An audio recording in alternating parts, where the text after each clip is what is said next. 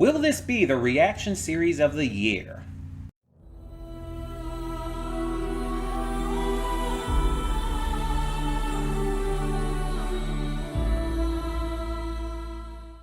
Hey everyone, welcome to Princess Gay. I'm your host Connie, and today we are here with episode 1 of Scavengers Reign. So this is taking over from before for Big City Greens for the time being, because remember that the Wednesday and Friday slots have switched. So this is taking over for Big City Greens. Just wanting to clarify that. So this is a series that I have heard nothing but praise for. And not just praise, insane levels of praise. Like, this series probably has just as much praise as something like Arcane or what was the other one? I had it in my head and then it just like whoop right past. What was the other one I didn't like? Cyberpunk Edge Runners. I know, what does that say? But it has probably as much popularity as those two shows, Arcane and Cyberpunk Edge Runners. The only problem is that its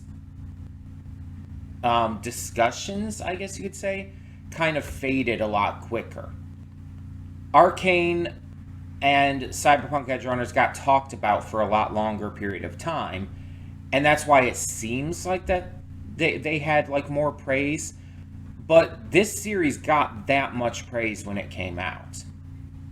It was huge. And that is kind of a double-edged sword. Oh, and by the way, before I continue, if you hear any noises from outside and stuff, the house next door, they're getting some work done and everything. So I don't know how well that's picking up for you guys, but just in case, if you hear that, that's what's going on out there. But yeah, it can be a double-edged sword when a series gets that much praise, because on the one hand, maybe it lives up to the praise. Maybe it ends up being great. It ends up being something that you can really enjoy and something that will stick with you. But on the other hand, it could be the opposite. It could end up being a series that you just don't like, that doesn't work for you for one reason or another. And because it's talked about so often, it ends up kind of annoying you with how popular it is, because you just don't get it. And it's all subjective, obviously. But this was my experience with both Arcane and Cyberpunk Edge Runners. I don't understand why they're so popular. I don't get it. I don't like either show. I don't think they're good. And I saw both of them to completion, even if I didn't react to the complete of all of them. I don't think I reacted to any of Cyberpunk. Well, maybe I did the first episode. I reacted to like a few episodes of Arcane and then just watched the rest on my own. But I didn't like either of them. And one of the big reasons for me, at least, was I didn't like pretty much any of the characters. The stories were just boring and unlikable, unenjoyable. Just nothing about it spoke to me. Nothing about it was entertaining to me. And again, it's all subjective. It's all entirely subjective. And I know I'm in the vast minority there. I know that most people love these shows. But I don't. And so I'm worried that this could end up being another case of that. But there's also been plenty of shows that have lived up to the expectations. So it's kind of up in the air. This could easily like be one of my favorites, but it could easily like completely lose me. And then there's just the point where it could be just somewhere in the middle. It could be like, okay, it's not phenomenal, but it's not bad either. It's good. It's just okay, something like that. Or it might even be really good, but just not quite as phenomenal as people are making it come across. That being said, I don't know much of anything about this. I know it's sci-fi, and I know it has a very unique art style, but that's about it. I don't know like what else this series entails. I believe it's an adult series, but I don't know how far it goes with that in terms of like what the actual content includes. Um, I really don't know, because this is a series that I figured I would probably react to someday. So I purposefully didn't look up anything. Um, so yeah, this could go any which way. I have no real idea what to expect, but I'm hoping to enjoy it. It's I believe 10 episodes. I believe it's a 10 episode series. So it's not very long, and I don't think there's going to be a second season. I think they've kind of already confirmed that. I think. Um, but it's been on like multiple streaming platforms and everything, and again has received a shit ton of praise. So hopefully, like I said, hopefully it lives up to that for me. Um, it's all gonna be based on what I take from it, what it does for my viewing experience. I guess though we should just, buckle down and check out the episode to find out. So let's see what episode 1 of Scavengers Reign has in store. Cutting in here real quick to remind you of all the awesome content we have on the channel. Between Monday and Friday, we have a plethora of awesome series reactions, with 2 on Wednesday. We also have movie reactions every Saturday and Sunday, as well as Let's Plays. We currently alternate between Horizon Forbidden West and Baldur's Gate 3 every day, as well as have Nier Automata on Saturdays. And don't forget to follow the link in the description below to today's reaction. I do redirect all reactions just due to copyright. And on top of that, please don't forget to like the video and subscribe to the channel for more awesome content like this. Thank you so much for tuning in, and let's get to today's reaction. So I looked it up, and apparently despite this series getting like insane critical acclaim, Max, the streamer it was on, canceled it in May of this year. It originally aired at the end of last year, October to November.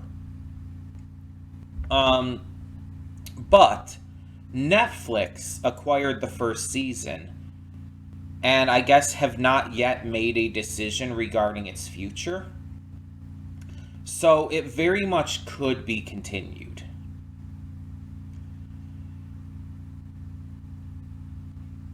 We just don't know right now if it will be. Also, this is apparently based off of a short film that was aired on Adult Swim in 2016. So that's pretty interesting. Now let's talk about this. I got the episode synopsis up so I can get down names because if you watch my reactions long enough, you know that can often be one of the harder things for me. So the series seems to be about the survivors of this not really crash, but situation with a ship called the Demeter 227.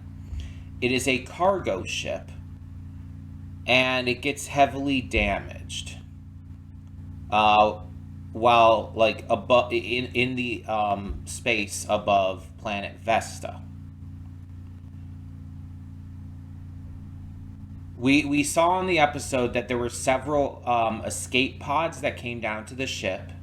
Some of them exploded in the atmosphere and all. But the ones that made it contained the survivors we now see. So let's talk about each of them. So we have Sam and Ursula. That is our duo trying to bring the Demeter down to land it on the planet so they can escape. Sam and Ursula seem to be very science-minded. They're very technical. They're utilizing the plant life, the animal life, stuff like that on the planet in order to achieve their goals. Whether it's to create this machine to help them reach out to, the Demeter using parts and stuff from the pods, or just using the life on the planet for like electricity and whatnot, for lights. They're very resourceful, and they're willing to do whatever it takes to survive. As we can see, they even go into this place that's infested by this poisonous fungus that takes over the body and transforms it in a state similar to The Last of Us. If you've ever played the game or seen the TV series for The Last of Us, it's basically a faster version of that from what we can tell.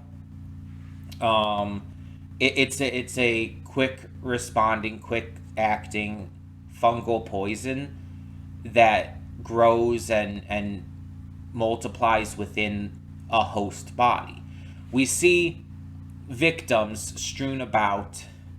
We see that the fungus can also seemingly mimic life forms around it.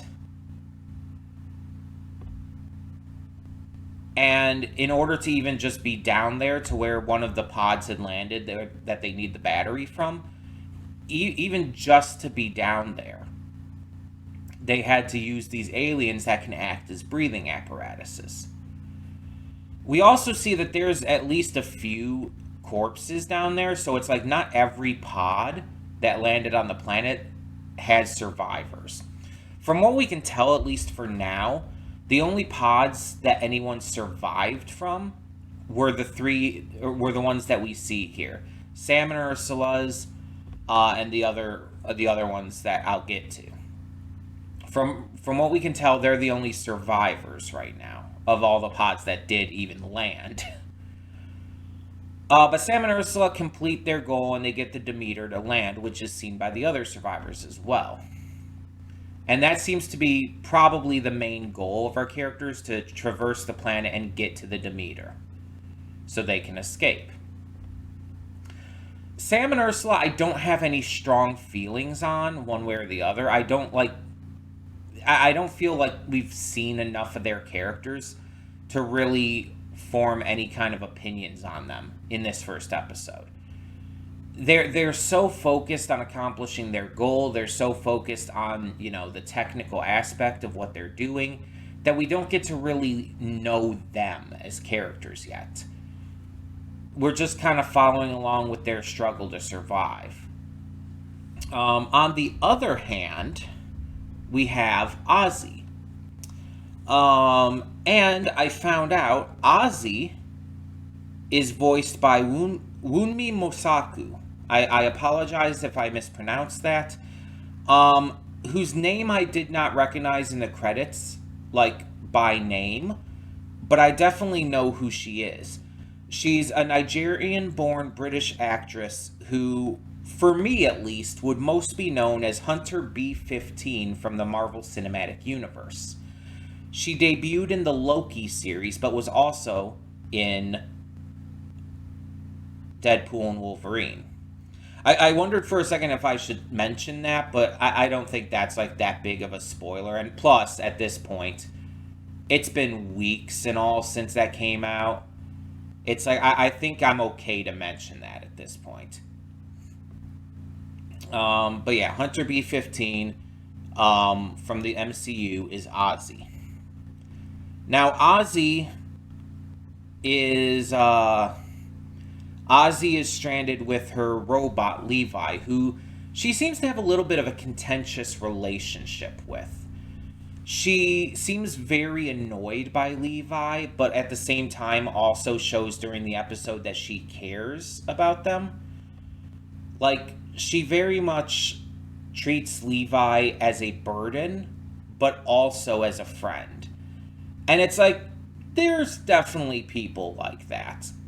Where it's like, oh, because of the circumstances and everything, they're like very high strung, and a lot of times because of that, it can cause problems in a relationship, but, you know, I think she does care. Ozzy is not very technical minded, but is very survivalist minded. She's been farming some food and whatnot. She's created this little homestead for herself and even been working out ways to deal with the alien wildlife. I said that weird, and I realized that. She's been dealing with this alien wildlife in various ways, as we see, and has been trying to avoid using flares for obvious reasons, because those are necessary to keep if you can. But she's been doing her absolute best to survive.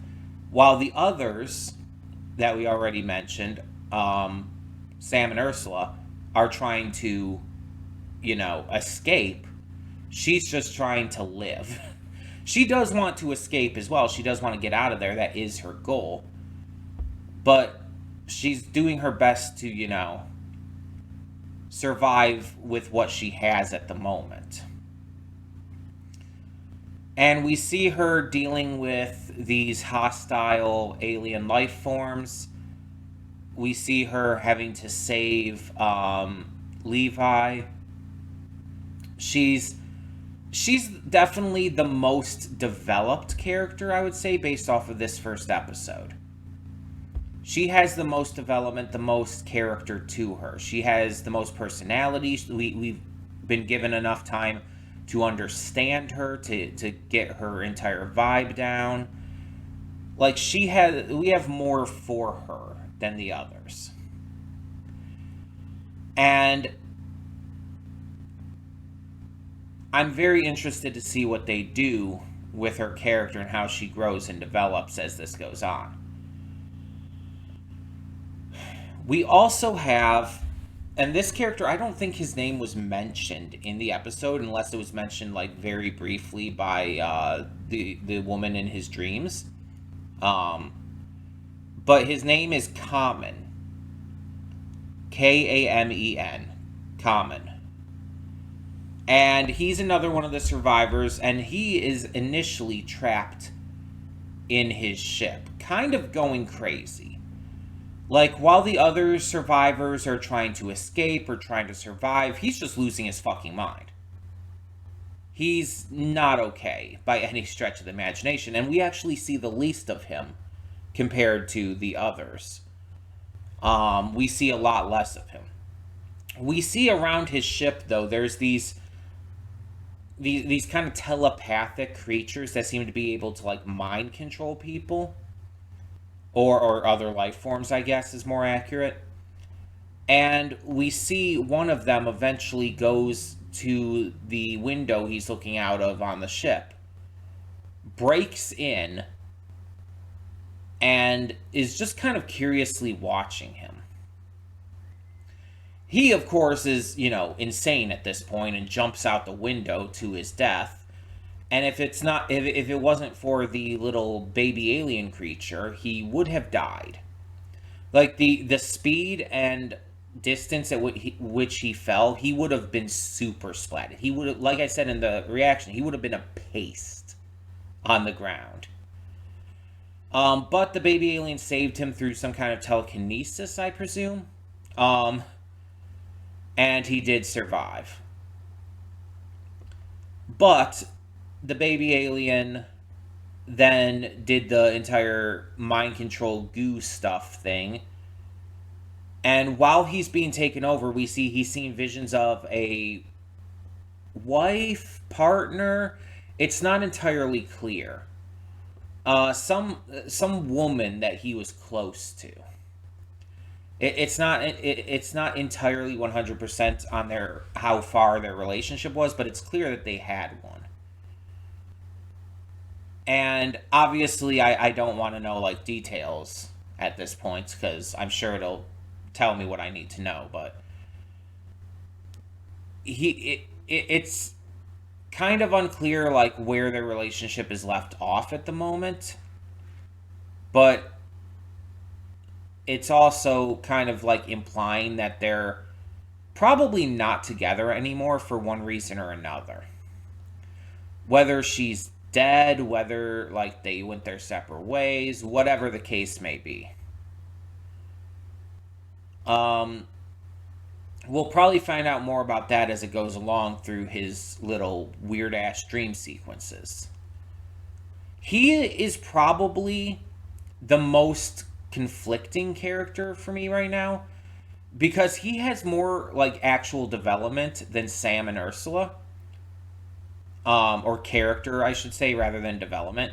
Um, he has more actual depth. There's a good word. He has more actual depth and character than Sam and Ursula, even though he was shown less.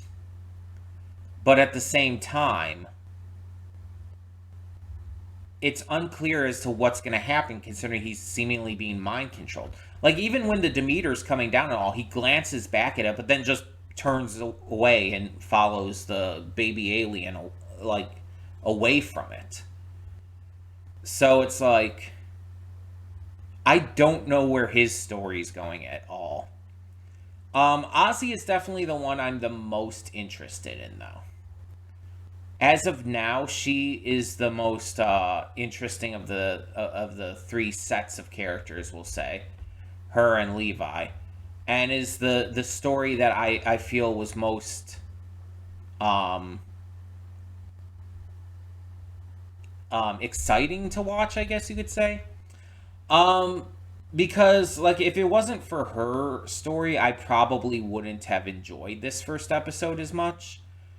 Because the other ones, it's like are very slow comparatively, and just don't give as much because the characters don't give as much. So hopefully that changes. Now, the voice acting is good. Nothing great, nothing spectacular, but good. The art style, not the animation, the art style is stylistic, but not anything special. It's nothing great, nothing special. It's just kind of stylistic. Like, I've seen much better in many other cases. Especially with the lip sync on the characters, it's not that amazing.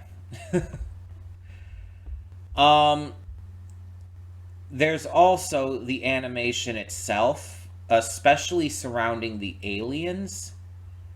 The animation is better than the art style. And the vibrant creativity of the of this alien planet is absolutely the highlight of this. The different alien species we see, the different creatures that the characters come in contact with, or are just, shown in the background during scenes and whatnot. That's definitely the highlights of this series so far, based on this first episode. I'm I'm not really sold entirely on the story yet. It's not necessarily a bad story, it's just a generic one. People get stranded on an alien planet. That's never been done before. um, it just depends on how far they go with this and exactly what they do, how their execution of that is. And from the first episode, it's just not entirely clear. It's not entirely clear as to how that execution is going to be yet. The characters, like I said, the only one I could really connect with was Ozzy. But that's probably going to change, and hopefully would. So yeah, this was a good start, but nothing great. And honestly, again, if it wasn't for Ozzy's story, I'd say it would be kind of meh. But it has room to grow. Not every series needs to start off phenomenal right off the bat. It can start off just good and build up to something better. I definitely can see the appeal in this. I can definitely see the possibility. And I hope it really does like get better and better as it goes along. I would be all game for that. But for the time being, tell me in the comments below, what did you think of this first episode of Scavengers Reign? Let me know down below, and thank you so much for tuning in. For now, I'm Connie, and I'm signing off. See y'all next time.